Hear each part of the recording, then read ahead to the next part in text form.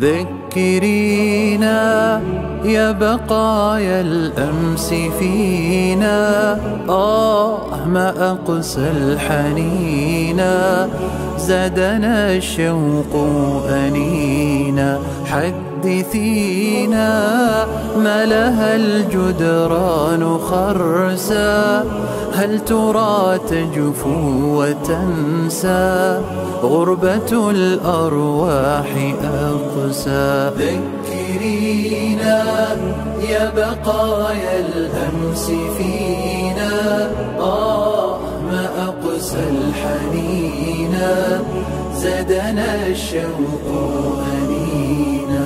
حدثينا ما لها الجدران خرسا، هل ترى تجفو وتنسى غربة الأرواح أقسى. اهلا بيكم اعزائنا المشاهدين في كل مكان، اهلا بيكم في حلقه جديده. لو انت مش مشترك في القناه اشترك وفعل الجرس واعمل لايك لو عجبك المحتوى. النهارده معانا شخصيه كتير قوي منكم ما يعرفش عنها حاجه، فيلا بينا نبدا. يلا بينا. الشخصيه اللي معانا هو باذان ابن ساسان ابن بلاد. طبعا انت ممكن تستغرب ايه ده، مين ده اصلا، ايه الاسم الغريب ده، انا ما سمعتش عنه قبل كده.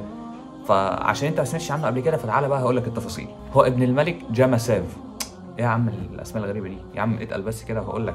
يعني انت بتتكلم عن صحابه وكده، ايه اللي جاب ده في وسطهم؟ هقول لك ايه هو. ده كان ابن الملك جاماساف اللي هو كان ملك فارس، هو اخر حاكم فارسي في اليمن، وده كان في عهد كسرى الثاني. عين حاكم على عدن وصنعاء وضواحيها وشويه مدن ثانيه، وده كان بامر من كسرى انوشروان، وكانت قياده الابناء او ابناء الاحرار في عهدته برضه، عشان باذان يعتنق الاسلام في سنة 6 من الهجرة، اللي هو مصادف 627 ميلادية، عشان يعينوا الرسول صلى الله عليه وسلم والي على المنطقة دي، وعشان يكمل ويمضي فيها بقية حياته. بيعدوا معظم المؤرخين من جملة الصحابة. خرجت بلاد اليمن من حكم الأحباش اللي هم حكم الروم، واستولت عليها جيوش وهرس بعد المعركة، وده كان بأمر من كسرى اللي لسه قايلينه من شوية، وده كان في عام 570 تقريبا عام الفيل، عشان بعد كده يكون جيش قوي جدا جدا، عشان هو كان بيهدف ان هو يلاقي قاعدة آمنة يواجه بيها الروم، والروم دول اللي هم أعداء الفرس. كان الجيش ده تقريبا مكون من 800 جندي.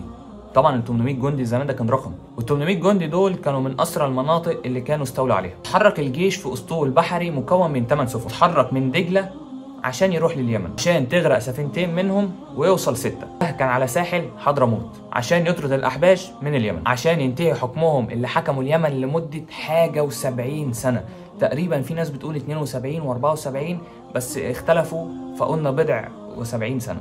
وطول الفترة دي كانوا تحت وصية عظيم الروم هرقل، عشان في السنة الأولى من الهجرة أول ما يسمع باذان الخبر عن النبي صلى الله عليه وسلم كتب لكسرى ان في واحد ظهر بيدعو الناس للدين في السر في مكة، عشان في السنة السادسة كانت بدأت نشر الدين الإسلامي في البلدان البعيدة، عشان يبعت الرسول صلى الله عليه وسلم رسالة لكسرى ويقول له أسلم تسلم، عشان كسرى يطلب من باذان ان هو يبعت 2 من رجالته يروحوا للنبي صلى الله عليه وسلم ويقولوا له انصرف من هنا، احنا مش عايزين دعوتك، عشان ساعتها باذان يسلم ويتحول لقائد مسلم، عشان بعد كده باذان يقوم بنفسه ان هو يسافر ويدعو الناس للاسلام، لحد ما جه في الساحل الفارسي وجاله مرض وتوفاه الله.